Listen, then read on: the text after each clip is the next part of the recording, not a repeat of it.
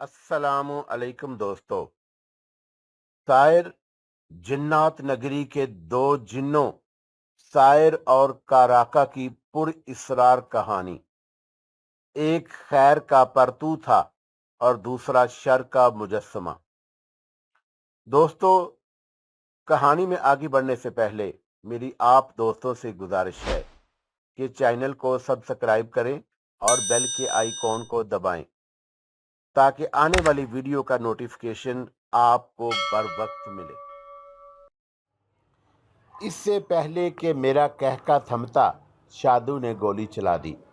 ہلکی سی ٹھا کی آواز پیدا ہوئی اور گولی میری پیشانی سے ٹکرا کر فرش پر گر گئی۔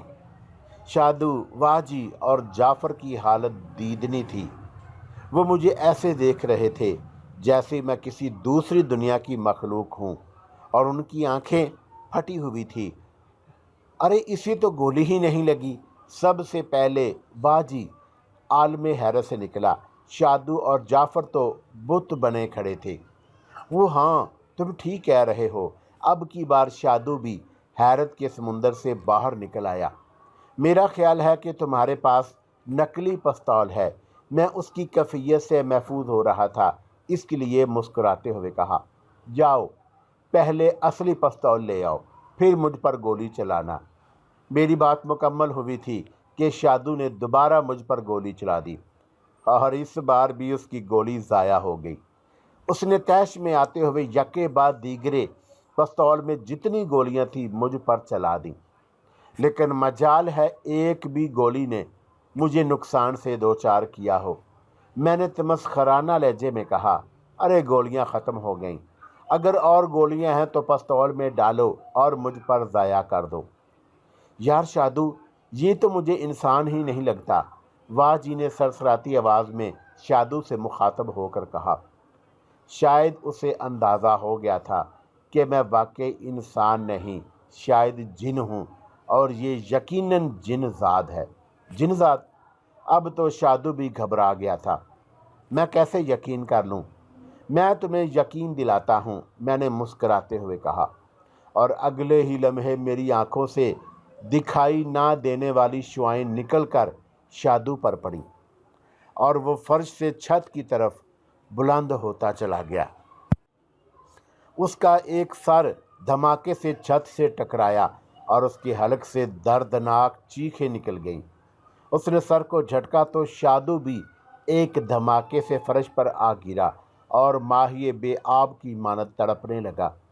اس کی حالت دیکھ کر واجی اور جعفر نے فرار ہونے کی کوشش کی، لیکن میں انہیں کیسے فرار ہونے دیتا؟ انہوں نے میری محبت آبدہ پر گندی نظر ڈالی تھی اور اس کی عزت تار تار کرنے کی نیت سے کمرے میں آئے تھے۔ وہ جیسے ہی دروازے کی طرف بڑھے تو میں نے دروازے کی طرف دیکھتے ہوئے یک لخت آنکھیں جھپکیں تو دروازہ ایک دھماکے سے بند ہو گیا اور دونوں اپنی ہی دھن میں دروازے کی طرف دوڑے تھے۔ دروازے کے بند ہوتے ہی بری طرح اس سے ٹکرا گئے۔ دروازے سے ٹکرانے کے باعث وہ دردناک انداز میں چیخ پڑے۔ میں نے اپنے دونوں بازو سیدھے کیے تو یک لخت میرے بازو لمبے ہو کر ان کی گردنوں تک پہنچ گئے، اور میں نے دونوں کو گردنوں سے پکڑ کر پہلے فضا میں بلند کیا اور پھر انہیں گھماتے ہوئے دیواروں پر پٹخ دیا۔ وہ دونوں دیواروں سے ٹکرا کر فرش بوس ہو گئے، اور ان کے منہ سے نکلنے والی چیخیں انتہائی دردناک تھیں۔ ایک لمحے کے لیے وہ تڑپے اور پھر ساکت و جامد ہو گئے۔ شادو بھی بے ہوشی کے عالم میں ساکت پڑا تھا۔ میرے بازو اصلی حالت میں آ گئے تھے۔ میں نے آبدہ کی طرف دیکھا تو وہ ششدر نظروں سے مجھے دیکھ رہی تھی، ساتھ ہی اس کی خوشی بھی تھی کہ میری وجہ سے اس کی عزت بچ گئی تھی۔ وہ متشکرانہ لہجے میں بولی، سائر، تمہارا بے حد شکریہ کہ تم نے۔ شکریہ کی کوئی بات نہیں، میں نے جلدی سے اس کی بات کاٹی۔ میں تم سے محبت کرتا ہوں اور تمہاری حفاظت کرنا میرا فرض ہے۔ میرے لہجے میں بے پناہ خلوص تھا، اور آبدہ بھی قائل ہو گئی تھی جبھی وہ مسکرائی تھی۔ اچھا، اب یہاں رکیں یا چلیں؟ उसने फर्श पर पड़े शादू, वाजी और जाफ़र की तरफ देखते हुए कहा। हम रात यहीं गुजारते हैं, मैंने फैसला कुन लहजे में कहा। सुबह होते ही हम यहाँ से निकल चलेंगे, लेकिन अगर ये होश में आ गए तो मैं तुम्हें और ख़ुद को गैबी हालत में कर लेता हूँ। मैंने कहा, जी अगर होश में आ गए तो हमें नहीं देख सकेंगे। ठीक है, आबदा मान गई। मैंने अंगूठी पर हाथ फेर कर आबदा की तरफ देखा तो वह मेरी आंखों से दिखाई ना देने वाली शुआएं निकल कर आबदा पर पड़ी और आबदा उन शुआओं के हिसार में घिर गई। अब वो मेरे अलावा किसी और को दिखाई ना दे सकती थी। अगर मैं भी गैबी हालत में हुआ तो वह मुझे देख सकेगी। चुनाचा मैंने खुद को भी गैबी हालत में कर लिया। अब तुम सो जाओ, मैं भी सो रहा हूँ, मैंने आबदा से कहा तो वह दोबारा बेड पर जाकर सो गई और मैं भी अपने बिस्तर पर लेट गया और कुछ देर के बाद मैं नींद की वादी में पहुँच गया। सुबह जब मेरी आँख खुली तो मैं उठ बैठा। मैंने देखा कि कमरे में शादू, जाफ़र और वाजी मौजूद नहीं थे। शायद उन्हें रात के किसी पहर होश आ गया था और वहाँ से चले गए थे। मैंने एक जमाही लेते हुए आबदा की तरफ देखा तो दूसरी ही लम्हे मैं बेइख्तियार उछल पड़ा। आबदा बेड पर मौजूद नहीं थी। मैंने कमरे में गायराना नज़रें दौड़ाईं, लेकिन कमरे में मेरे अलावा कोई भी मौजूद नहीं था। मुझे याद था कि रात सोने से पहले मैंने खुद को और आबदा को गैबी हालत में कर लिया था ताकि शादू, वाजी और जाफ़र तीनों में से किसी की नज़र उस पर ना पड़े। मुझे परेशानी ने घेर लिया। ये लड़की कहाँ चली गई? मैं मुँह ही मुँह में बड़बड़ाया और मैं अभी तक गैबी हालत में था। तभी वाशरूम का दरवाज़ा खुलने की आवाज़ सुनाई दी तो मैंने बेइख्तियार चौंक कर गर्दन घुमाई। वाशरूम से आबदा बरामद हुई तो मैंने एक लंबा सांस लिया। मेरी परेशानी दूर हो गई। आबदा बेड पर बैठी तो मैंने कहा, आबदा तुमने तो मुझे परेशान कर दिया था, क्या मतलब? उसने नासमझी के आलम में मुझे देखा। मैंने जब उसे अपनी परेशानी की वजह बताई तो वह मुस्कुरा दी। मैंने अब कहाँ जाना है सायर? मेरे लिए घर के दरवाजे बंद हो गए हैं। माँ बाप और बहन भाइयों की नज़रों में अब मेरी कोई इज्जत नहीं रही। मैं घर से भागी हुई एक लड़की हूँ। कहने के साथ ही उसके चेहरे पर उदासी ने अहाता कर लिया था। मैं उसे उदास देखना नहीं चाहता था, इसलिए मैंने तशफ़ी आमेज़ लहजे में कहा, तुम फिक्र ना करो, सब ठीक हो जाएगा। शायद वो हनूज ना उम्मीद थी। अच्छा चलो अब यहाँ से निकल चलें, मैंने उठते हुए कहा। हम कहाँ जाएंगे सायर? मैंने ठंडी सांस ली और कंधे उचकाए। मैं नहीं जानता, फ़िलहाल तो यहाँ से निकल चलो। हम नीचे हाल में आ गए। काउंटर पर शादू मौजूद था, लेकिन उसके सर पर पट्टी बंधी हुई थी और वो कुर्सी पर बैठा गहरी सोच में गर्क था। हम दोनों उसके सामने से गुजरते चले गए और उसे पता ही ना चला। बाहर आकर मैंने देखा तो हैरान रह गया, क्योंकि हमारी कार वहाँ मौजूद नहीं थी। हमारी कार कहाँ गई? आबदा ने हैरत भरे लहजे में पूछा। यकीनन शादू ने अपने दोस्तों से मिलकर फ़रोख्त कर दी है, मैंने सोचते हुए कहा। हमें क्या, वो तो काके की कार थी। ओहो, फिर अब हम कैसे जाएंगे? आबदा ने होंठ भींचे। मैं तुम्हें उड़ाकर ले जाऊंगा, मैंने ज़ेर लब मुस्कुराते हुए कहा। लेकिन ये बताओ कि अब हम जाएं कहाँ? मुझे क्या पता। और अब की बार वो उदास हो गई और वो अचानक मेरी तरफ मुड़ी। सायर, क्या तुम मुझे मेरे घर ले जा सकते हो? लेकिन मैंने तुम्हें बताया तो है कि तुम्हारे घर वाले, खसूसन तुम्हारा भाई, बहुत गुस्से में है। वो तुम्हें नुकसान भी पहुंचा सकता है, मैंने किसी खदशे के तहत कहा। तुम मुझे गैबी हालत में रखना, वो हाल बताती हुई बोली। अगर अम्मी अकेली हुई तो मैं उनसे बात कर लूँगी, उनसे मुआफ़ी मांग लूँगी। प्लीज़ मुझे मेरे घर ले चलो ना, मैं तुम्हारी एहसान मंद रहूँगी। अच्छा ठीक है, मैंने हामी भरते हुए कहा।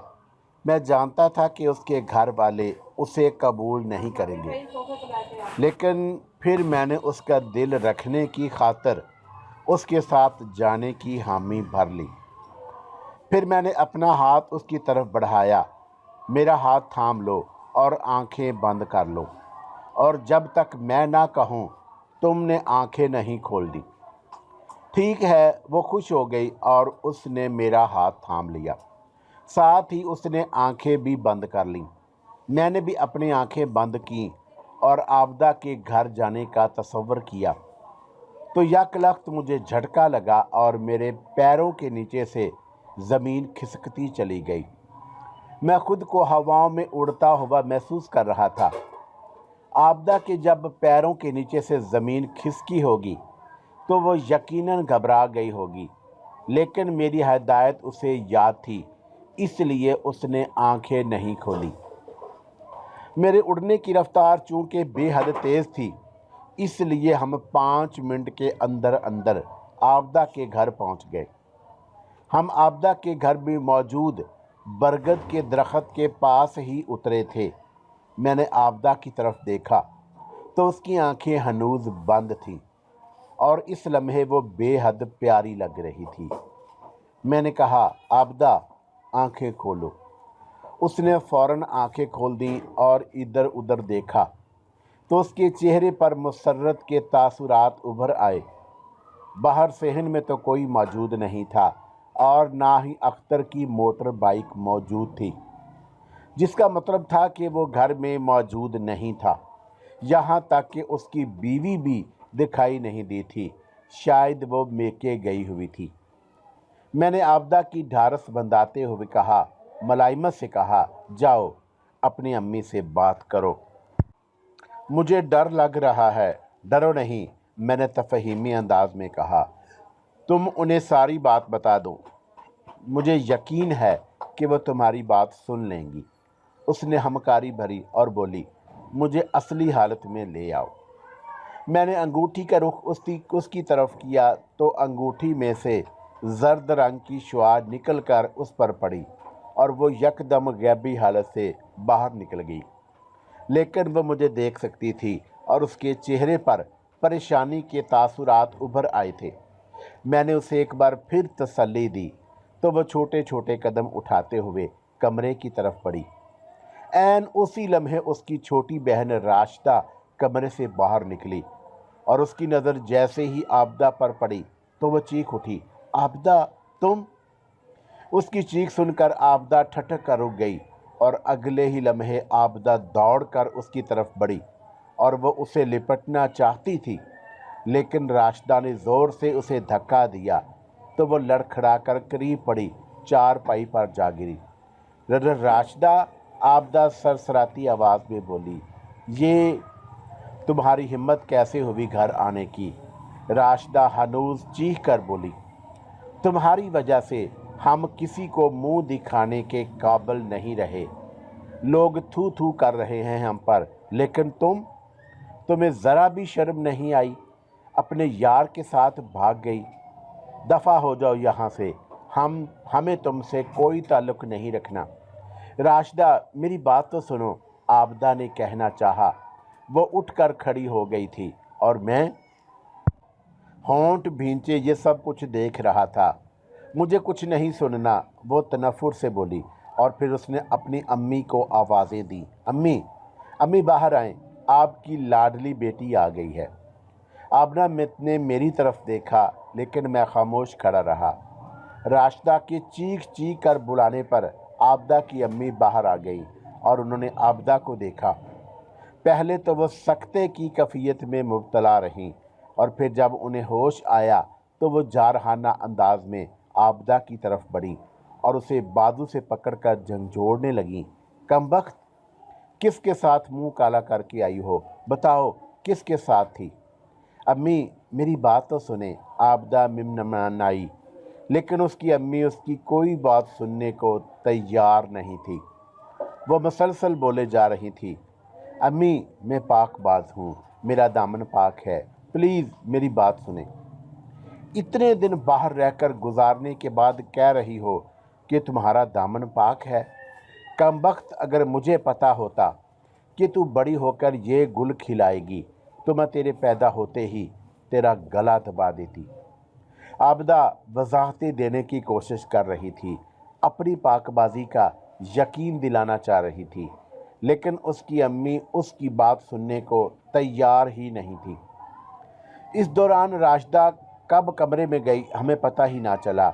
शायद वो अपने भाई अख्तर को फ़ोन पर बताने गई थी कि आबदा वापस आ गई है।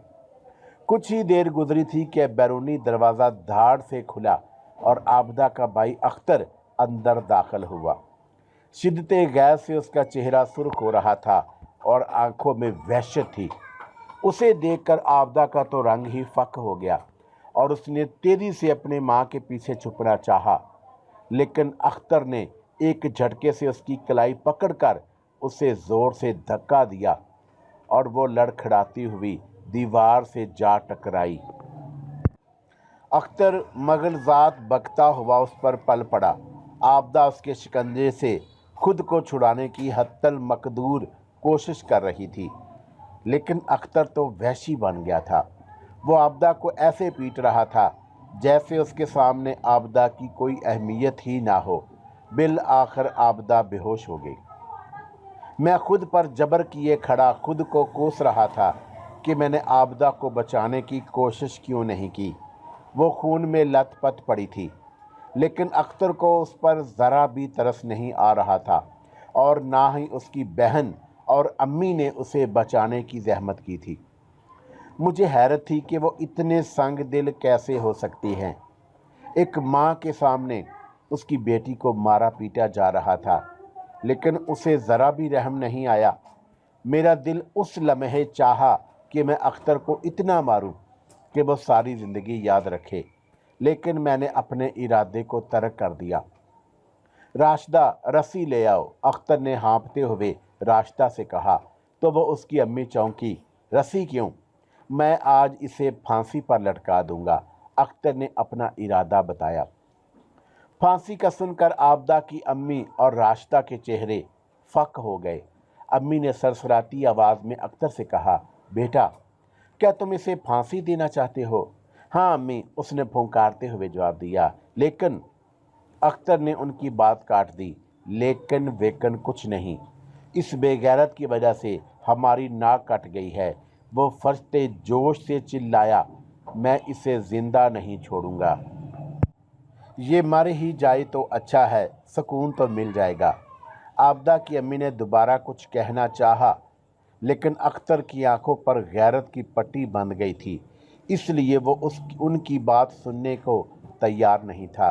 फिर गुस्से से राशिदा से मुखातब हुआ, तुमने सुना नहीं? जाओ रस्सी ले आओ। जी जी, राशिदा तेजी से मुड़कर कमरे में चली गई। मुझे फौरी तौर पर कुछ करना था, इससे पहले कि देर हो जाए। मैं आबदा से यहाँ कैसे निकाल कर ले जाना चाहता था। मैं अपनी आंखों से अपनी मोहब्बत को फांसी पर चढ़ता हुआ नहीं देख सकता था। मैंने गुस्से से अख्तर की तरफ देखा तो उसकी आंखों में खून उतरा हुआ था। उस लम्हे वो मुझे वहशी दरिंदा दिखाई दे रहा था।